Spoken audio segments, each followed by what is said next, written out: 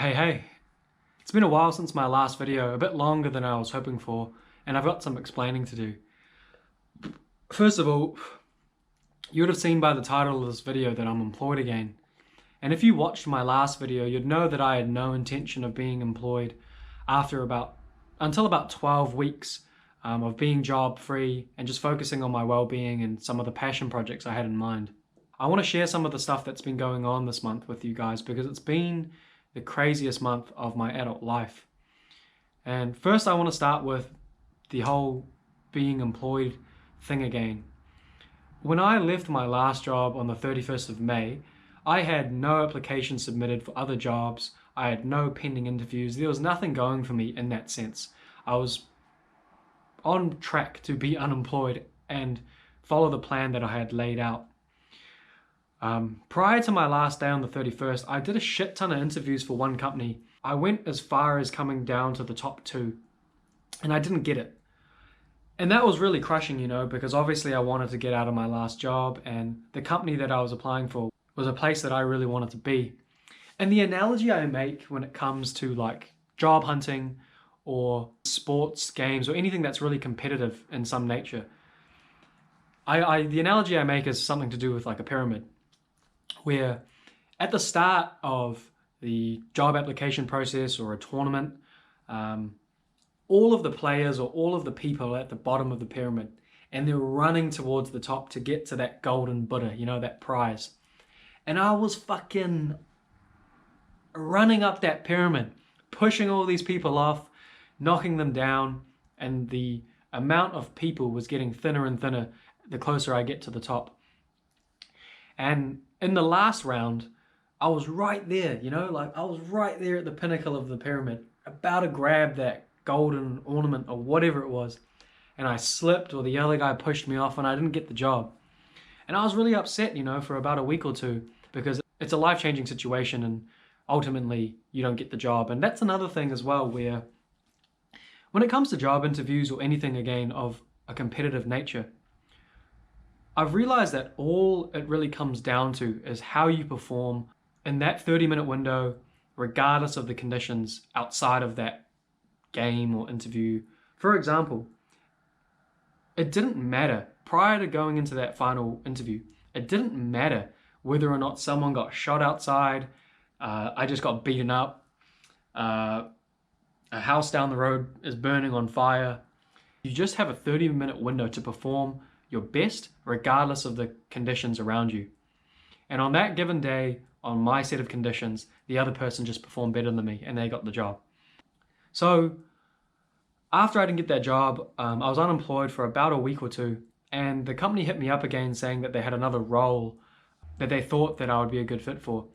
And the role was pretty cool. I talked to them and it's something that I was keen for. And after going through all of the final, bits and pieces, I ended up taking the job. I started on the 19th of July, and I was thinking to myself, that's about 7 weeks after my last day at my old job. And after being through so many interviews, I valued having the certainty of a job in my near future rather than going through the whole process of applying, interviewing, chatting. That whole process is super exhausting and there's a lot of uncertainty in that. You don't know when you're going to get employed. So if I've got something in front of me that's attractive, that I'm keen for, and that I still have enough time to take a sufficient break, being 7 weeks, of course I'd take it. See, that's just one of the random things about life, After I've been looking for jobs since the end of 2019, and I've been in the top 2 a couple of times, applied for a shit ton of jobs, probably done anywhere between 60 to 100 interviews. And I was looking at my job folder on my computer the other day, and there are 75 cover letters in there, So the whole process of applying for jobs and stuff is a bit more exhausting for me than maybe the average person. And yeah, it's just weird how this curveball came out of nowhere. I had a plan for 12 weeks to take care of myself, to focus on some of those passion projects. And then out of nowhere, this just pops up and changes the whole plan. And I'm not complaining, by the way. It is fucking awesome because it is nice to know that there's something ahead of you. It made me think about when I was in when I finished uni. And your whole life, if your whole academic life, from when you're 5 to about 18 years old, you're always going, you're going to school every year, and you have something locked in ahead of time. So you have some certainty in your life. For example, you finish around November, and this applies to uni as well. You finish around November, and you know that you're going back in around March or February, whenever it is. So between November and March, you can kind of just fuck around and do whatever you want. Ideally, you do something worthwhile with your life, but at the end of the day, you have a few months to just do whatever you want, and then you know you're going back to school. When I graduated uni, that wasn't there. You quickly go from a graduating student one day to an unemployed loser the next day, you know? And when you graduate or when you finish school, you could easily just not do anything with your life and let the years drift on by, because there's nothing given to you. You have to figure it out yourself. And that was kind of what it was like being unemployed. You could just fuck around and do whatever you want. Yeah, so I'm employed again. Sorry, I am a bit of a hypocrite. It came out of nowhere, but I am happy to work for this company and go back to work after 7 weeks. I think that's a pretty sufficient break. The next thing was that's happened this month is I passed my personal training exam. So I've been studying to be a personal trainer for, well, the course is 1 year, but I've really realistically been studying for like the past 3-ish months, on and off, but cramming quite a bit in the past couple of weeks, and I passed. So I never really had the intention to be a personal trainer to train other people.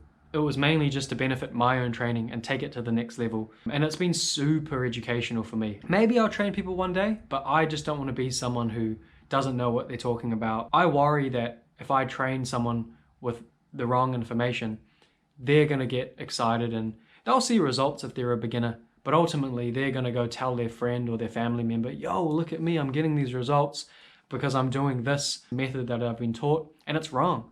And then they pass that misinformation on to someone else. It just feels really wrong, especially when it comes to health and fitness. You know, it's really easy to get a lot of misconceptions around what sounds good, what's a quick fix.